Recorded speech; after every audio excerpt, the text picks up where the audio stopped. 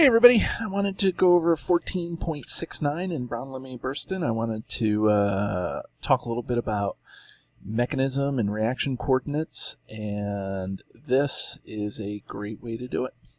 So let's get started. I transferred this over to my notebook, and basically there's no math to do with this, it's just pointing out stuff. So let's get started. So for this, for part A, it says, based on the following reaction profile, how many intermediates are formed in the reaction A reacts to form D? Well, as we know, A and D are the reactant and product respectively. So in this case, any of the low energy spots in between the reactant and the product are what we call intermediates. So in this case, and I'll circle it in red here, B and C, the valleys in the reaction coordinate, represent the intermediates. Okay. Now a transition state is the complex, or the way that the reactant turns into either the intermediate, or if it's just a one-step reaction into the products. And you'll see that here the transition state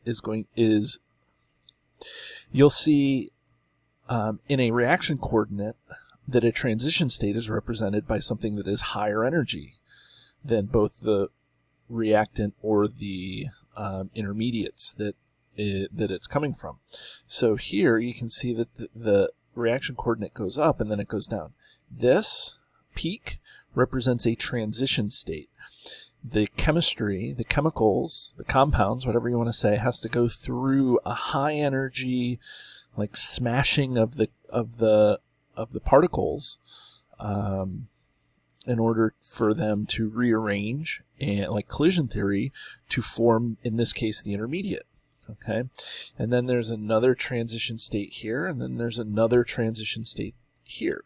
So for part B, we have 3 transition states. Okay, and it says for part C, which one's the fastest step? Well, the fastest step is represented by the one with the smallest activation energy. Well, activation energy is the measure from here to the top of the transition state. How much energy is it required to get over that hump?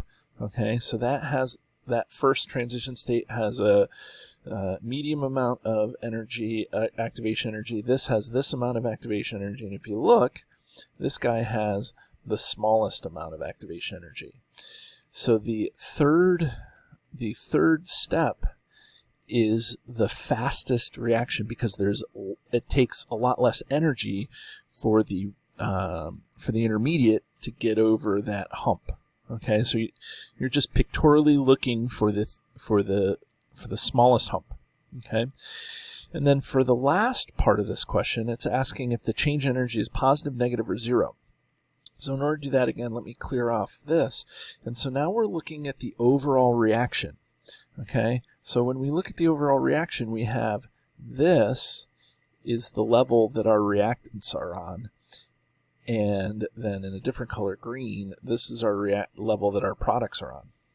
So if you ever want to find the change in something, delta E, you do the reactants, or you do the final minus the initial, or the products minus the reactants. So we have products minus the reactants. When we do that, when we do this number, which is greater than this number, when we take a large number and subtract a smaller number, we're going to get a positive change in energy. And we will call a positive change in energy endothermic.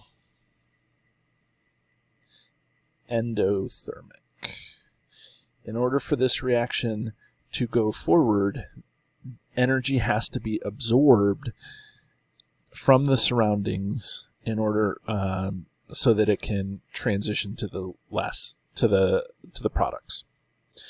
Okay, so there it is. That's question 14.69. A little bit of review on transition states. A little bit of a review on reaction coordinates and what all the little parts mean, and a little bit about mechanism because we know how many steps and stuff like that this reaction has. So there you have it. Have a great day.